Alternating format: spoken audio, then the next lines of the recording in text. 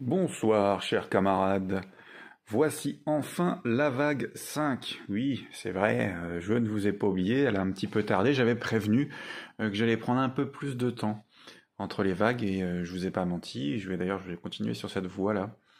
Et il y a du monde dans cette vague 5. Regardez ça, donc 6 figurines régulières, une deluxe, 2 en boîte, un total de 9 figurines plus un véhicule en brown box ici, enfin brown box non même pas, c'est les véhicules d'envoi, et il s'agit bien entendu du fabuleux Wind Rider, j'adore. Alors, qu'est-ce que va nous réserver cette vague 5? Du coup, du repaint un petit peu avec Fakor. Fakor, ouais, un personnage qui nous a rendu fous, nous, un petit peu les Français, puisqu'il y a eu des problèmes de distribution au début des années 80. Du coup, certains gamins, dont je faisais partie, euh, le prenaient pour une figurine légendaire. Fisto, bon, on aura, je vais vous faire un petit truc spécial. On va lui changer la tête, on va lui mettre une tête vintage. Fekor, lui, il aura, comment dire, ce qu'on va faire avec Fekor, c'est qu'il y aura une comparaison d'un blister de la version commémorative. Voilà. À l'époque, j'en ai eu plusieurs d'ailleurs. Elle aussi aura le droit à cette petite comparaison, une comparaison qui sera sans grande importance, et c'est la raison pour laquelle je dénigre pas cette figurine, elle est très belle, mais bon, vous verrez mon avis sur la question. Derrière les autres figurines régulières, on va tout de suite montrer de quoi est faite la vague 5. Pourquoi d'ailleurs est-ce que j'ai 3 figurines en loose et 3 figurines en boîte là-haut? La réponse est simple, c'est parce que va y avoir des openings. Donc dans les trois vidéos pour Merman, Iman et Skeletor, ce sera du opening. Alors la VAT5 a cette particularité, donc elle est fournie notamment parce qu'elle voit des réédits de Musclor et Skeletor avec des versions tête vintage. Voilà. Sinon, vous avez déjà vu cette illustration lors enfin, c'était celle qui était derrière du Skeletor de la vague. Donc ce sera vraiment exactement la même figurine en dehors des visages, Musclor et Skeletor. Il me semble aussi qu'il y a un changement au niveau de l'épée. On verra tout ça évidemment en détail. Le Merman, lui, Mattel, fort du succès fort du succès qui a été fait avec le pack pour le PowerCon en 2020, et ben en fait, pas mal de gens étaient frustrés de ne pas avoir pu l'acheter ou de le trouver trop cher, alors qu'il y avait vraiment les figurines qui étaient superbes. Et celle-ci, qui avait déjà eu un beau succès aussi à l'époque de la gamme commémorative, cette version comics en fait, du coup Lord of Power, et la raison pour laquelle en fait Mattel a décidé de rééditer ce Merman-là.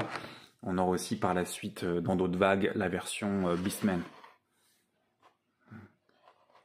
Du coup, voilà, Musclor, Faker, Skeletor, Fisto, Evelyn et Merman, 6 figurines. En gros, on a 4 figurines, comme à peu près pour chaque vague.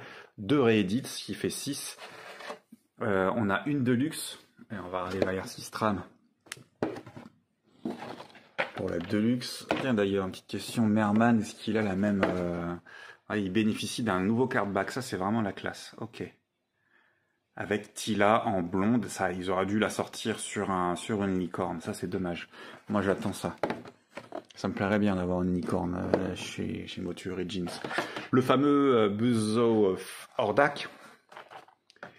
Superbe. Hein, du coup, celui-là, j'avoue, je l'ai recommandé juste pour la vidéo, parce qu'en fait, ça fait déjà longtemps que j'avais envie de recommander un pour l'avoir. Parce que j'en ai eu qu'un seul que j'ai en loose. Du coup, là, lui, je vais pas l'ouvrir. Ça sera juste une comparaison. Qui est déjà entamé d'ailleurs, hein, on en a parlé dans la précédente vidéo où j'ouvrais avec le fameux Reptilax. Du coup, ouais, on a bien hâte de voir un petit peu cette Istra. Moi, je vais faire un comparatif aussi avec Hordak pour le vintage ce coup-ci. Ça, et alors là, moi, je vous cache pas qu'à l'époque, quand c'est sorti, j'étais très content. Là, pour moi, c'était le truc que j'attendais. Parce que grand fan du dessin animé produit en 2000-2002 de Mike Link Productions, J'ai vraiment adoré ça. À l'époque, j'avais pas les moyens, j'avais pas envie d'acheter les figurines de l'époque. En plus, tout était en import, elles étaient très chères pour nous en France. Et du coup, j'ai fait l'impasse dessus. Je me concentrais pour ma collection vintage. Du coup, j'avais manqué et j'avais très envie d'avoir Keldor.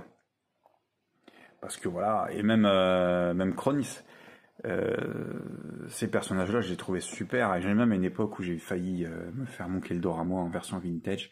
Donc on en parlera. On va ouvrir cette boîte ensemble. Je l'ai déjà ouverte, mais on en parlera. Et j'ai vraiment hâte de vous donner mes impressions sur ce Keldor. Et là, Mattel, encore une fois, bon, on s'est pas moqué de nous. On a une superbe illustration avec tout du LOP, Lord of Power, en fait, le premier concept. Là, en gros, même pas, je dis des bêtises, c'est vraiment l'attaque avec le roi Randor du dessin animé, ou presque. Quand je dis dessin animé, je parle de 2002. Hein. Mais voilà, c'est l'équipe des Evil Warriors de 2002, lors de l'attaque qui amènera à la blessure grave et irréversible qu'a subi Keldor et qui l'a transformé en Skeletor. Donc c'est vraiment intéressant. Vraiment intéressant. Est-ce qu'on a montré tout le monde? Non. Il reste quelque chose à montrer dans cette vidéo de présentation de VAC 5. C'est ça, alors je l'ai gardé puisque je range des boîtes. Notre fameuse boîte, moi j'appelle ça quand même des brown box, mais c'est des boîtes d'envoi de toute façon.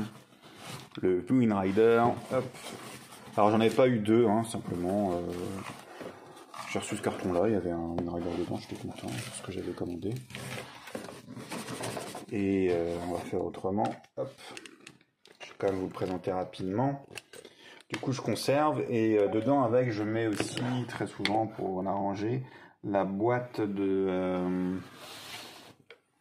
Je dis pas de bêtises, la boîte de Stridor, puisque elles ont le même format avec celle de Nightmare.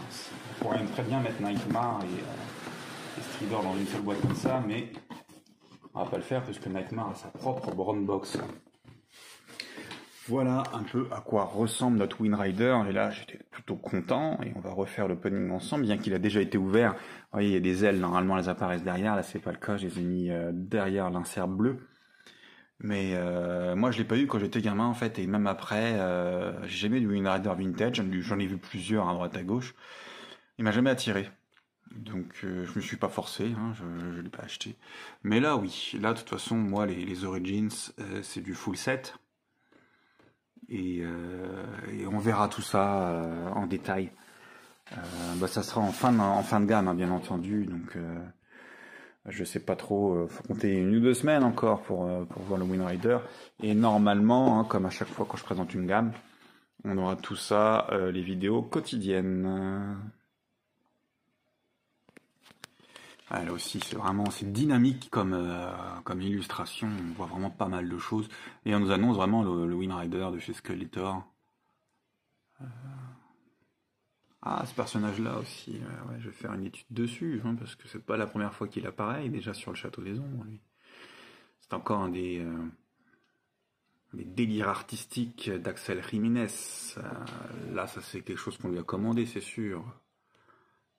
Frogmonger, il me semble qu'il l'appelle, on verra, je l'ai bien entendu, hein. On verra ça en détail lors de sa sortie. Non, franchement, ça c'est super, ça c'est un des concepts art du Battle Ram, je crois, ou d'un autre véhicule. Ça serait bien qu'il ressorte ça serait bien.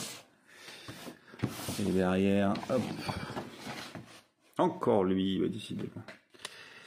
Ok, il y ressemble et il se bat avec notre Zodak. Ouais. Ok, alors, écoutez, si vous avez des questions par rapport à cette vague, avant que j'en démarre le tournage, si vous avez des demandes spécifiques, que vous voulez voir telle ou telle comparaison, n'hésitez pas, mettez-les-moi dans les commentaires. Comme d'habitude, le pouce, je m'en moque un peu. Le commentaire, moi j'aime bien, ça me permet de réagir et de discuter avec les copains, voilà. Donc n'hésitez pas, je réponds généralement à tout le monde. Merci pour vos messages en privé aussi, c'est cool. Et puis écoutez, voilà, hein, on se retrouve très bientôt et je pense qu'on va démarrer avec Musclor ou Skeletor, tout gentiment, tout timidement. Je sais pas trop. Allez, ciao.